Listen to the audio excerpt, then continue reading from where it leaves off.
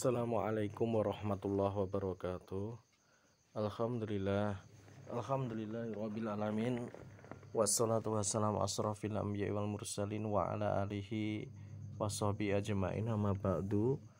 Puji syukur senantiasa kita panjatkan kehadirat Allah Subhanahu wa taala yang pada kesempatan pagi hari ini alhamdulillah kita masih diberikan kenikmatan yang sangat banyak sekali oleh Allah Subhanahu wa taala, terutama nikmat iman, nikmat Islam, nikmat kesehatan, ya, nikmat panjang umur, yang sehingga sampai pada kesempatan pagi hari ini alhamdulillah kita masih bisa menjalankan aktivitas kita sehari-hari, ya tentunya disesuaikan dengan tanggung jawab kita, kewajiban-kewajiban kita.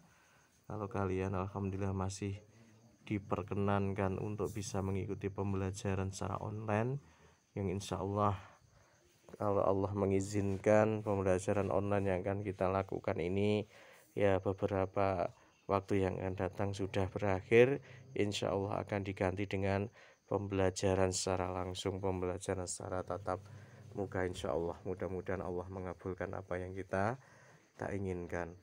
Baik anak-anak kelas 10 yang dirahmati Allah Subhanahu wa taala, yang pada kesempatan yang lalu kita sudah masuk pembahasan tentang debat atau diskusi, ya.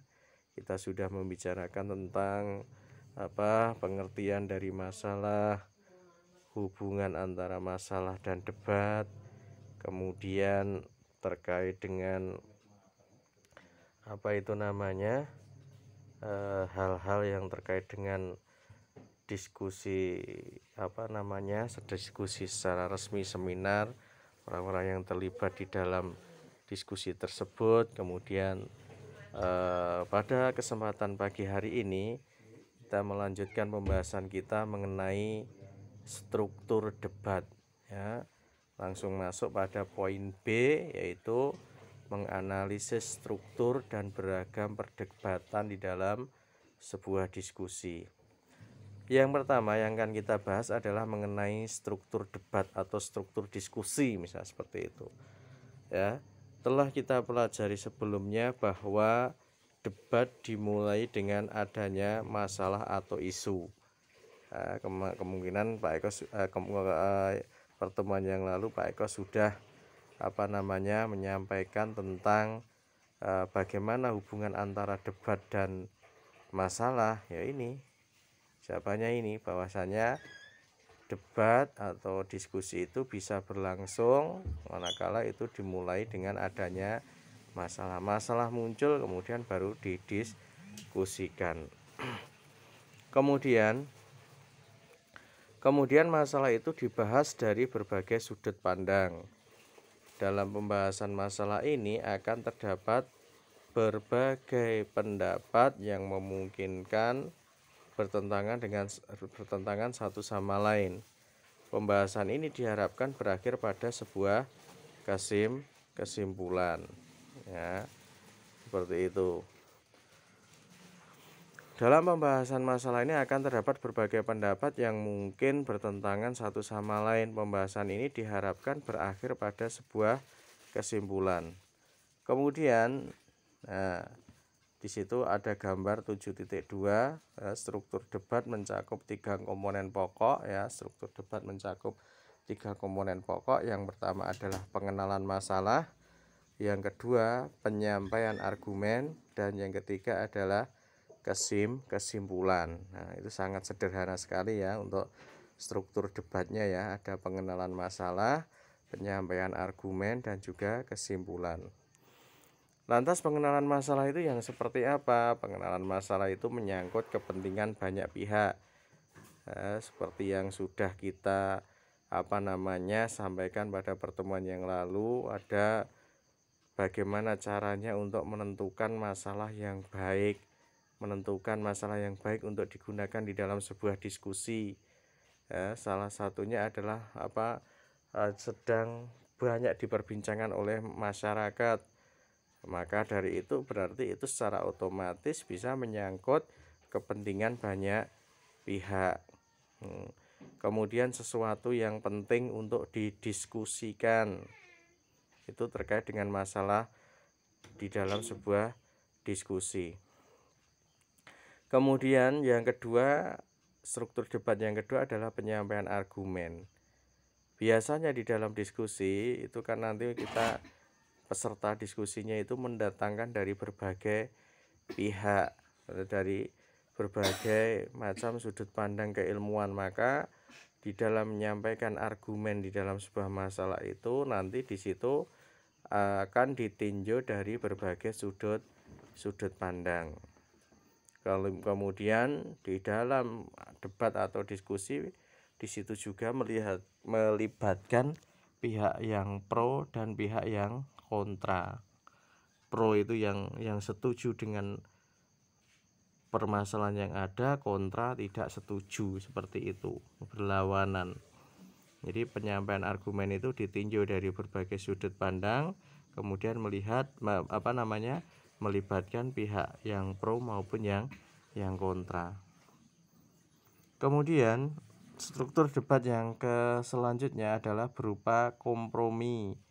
Kemudian setelah itu muncullah kesepakatan bersama. Ingat, kita bernegosiasi, kita berdebat dan lain sebagainya, berdiskusi, itu tentunya yang kita harapkan adalah sama-sama mendapatkan keuntungan. Maka di dalam diskusi ini pun juga kita tidak boleh meniatkan diri, meniatkan hati untuk menjatuhkan pihak lain. Tidak boleh seperti itu. Tetap kita harus mencari jalan keluar, kemudian setelah itu dihasilkan keputusan-keputusan yang itu bisa menguntungkan berbagai pihak, seperti itu. Itu ya anak-anak. Jadi struktur debat cukup sederhana sekali, dimulai dari pengenalan masalah, kemudian penyampaian argumen, dan yang terakhir adalah kesimpulan. Dalam perdebatan akan terjadi proses adu pendapat dari berbagai pihak yang terlibat. Namun yang jelas melalui suatu perdebatan, kelemahan argumentasi seseorang dapat teratasi oleh berbagai pendapat dan tanggapan dari banyak pihak. Jadi bukan kok malah kelemahan argumentasi itu kita patahkan dengan cara yang tidak terpuji, tidak seperti itu. Akan tetapi misalkan kita akan membahas masalah tentang apa, kita mempunyai tentang ide, kita mempunyai tentang pemikiran, ya. Akan tetapi di situ pemikiran kita atau ide kita itu ternyata kok kurang logis, kurang bisa diterapkan, maka nanti itu semua akan bisa disempurnakan oleh pihak lain yang memberikan pendapatnya. Akhirnya nanti diperoleh kesimpulan yang bisa menguntungkan semua pihak. Itu. Lebih penting lagi, pemecahan masalah melalui perdebatan dalam diskusi akan lebih akurat apabila daripada dilakukan seorang diri. Seperti itu. Adapun terjadinya silang pendapat merupakan hal yang wajar dalam sebuah diskusi. Tidak perlu merasa aneh jika terjadi pertentangan dan perbedaan pendapat. Hal ini karena setiap peserta diskusi memiliki tingkat pengetahuan, sudut pandang, dan latar belakang pengalaman yang berbeda-beda. Jadi lazim sudah merupakan suatu kewajaran, sudah merupakan suatu kelaziman apabila di dalam sebuah diskusi itu terjadi perbedaan pendapat. Hal yang diperlukan dalam perdebatan di dalam diskusi bukannya menghalangi atau membatasi perbedaan-perbedaan tersebut, ya, melainkan harus menyelaraskan perbedaan itu menjadi suatu kekuatan dalam memecahkan masalah. Untuk itu diperlukan suatu keahlian tertentu. Yang pertama, kemampuan untuk menganalisis kelebihan dan kelemahan setiap pendapat.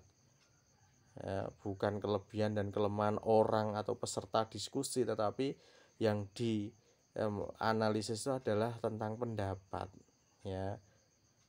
Mengapa? Hal itu dikarenakan misalkan kalian sebagai peserta diskusi, ya, lawan kalian atau peserta yang lain itu memiliki jabatan yang tinggi, memiliki kedudukan sosial yang tinggi. Kalau yang kita nilai itu adalah orangnya, bisa jadi kita nggak akan berani mengutarakan pendapat karena kita merasa di bawah orang tersebut. Akan tetapi kalau yang kita analisis itu adalah kelebihan dan kelemahan setiap pendapat, maka kita tidak akan memandang siapa dia, artinya kedudukan status sosialnya seperti apa. Kita sedikit tidak memikirkan masalah itu, ya. Yang kita pikirkan adalah pendapatnya. Jadi dalam diskusi semua memiliki hak yang sama untuk berbicara. Nah, yang kedua, kemampuan untuk menghargai setiap orang terlepas dari benar salah pendapatnya itu. Nah, jadi setelah kita analisis pendapat, kemudian kita juga perlu memikirkan bagaimana cara kita menghargai orang lain, menghargai orang tersebut. Ketika memang pendapatnya itu salah, ya bagaimana cara kita menghargai, ya tidak menghinakan, tidak menjatuhkan, tetap kita hargai. Kemudian kita ya berikan sedikit gambaran tentang bagaimana menyelesaikan masalah dengan benar, seperti itu. Akhirnya pendapatnya tidak salah. Kemudian yang ketiga, kemampuan untuk meramu pendapat-pendapat yang ada sehingga menjadi suatu rumusan yang akurat dan dapat dipertanggungjawabkan. Itu, ya. Jadi setelah kita bisa menganalisis kelebihan dan kelemahan pendapat, menghargai orang lain, kemudian bagaimana kita bisa meramu itu mengkonsep, ya, memadukan pendapat-pendapat yang ada sehingga menjadi suatu rumusan yang akurat dan dapat dipertanggungjawabkan. Itu anak-anak yang bisa Pak Eko sampaikan untuk kesempatan pagi hari ini. Berarti intinya pada kesempatan pagi hari ini kita membahas tentang struktur diskusi, ya. Ada 3 struktur diskusi. Yang pertama, pengenalan masalah, ya, menyangkut kepentingan orang banyak, sesuatu yang penting untuk didiskusikan itu terkait dengan masalah.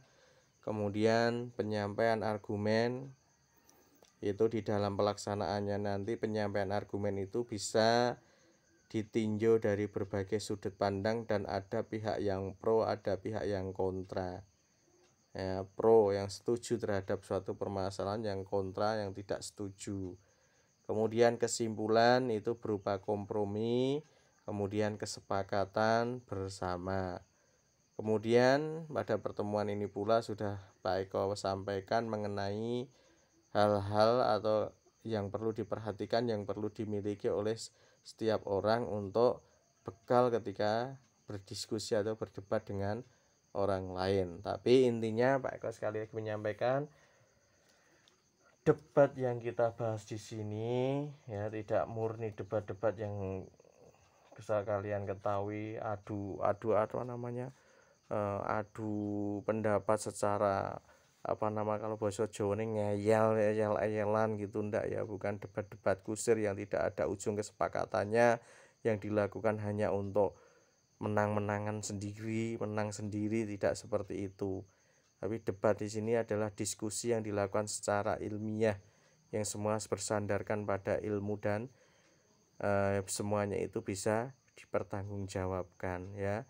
Atau kalau kalian enggan menyebut materi kita ini dengan istilah debat, ya kita sebut aja dengan istilah diskusi, seperti itu. Gitu yang bisa Pak Eko sampaikan untuk pertemuan hari ini. Kurang lebihnya Pak Eko mohon maaf. Assalamualaikum warahmatullahi wabarakatuh.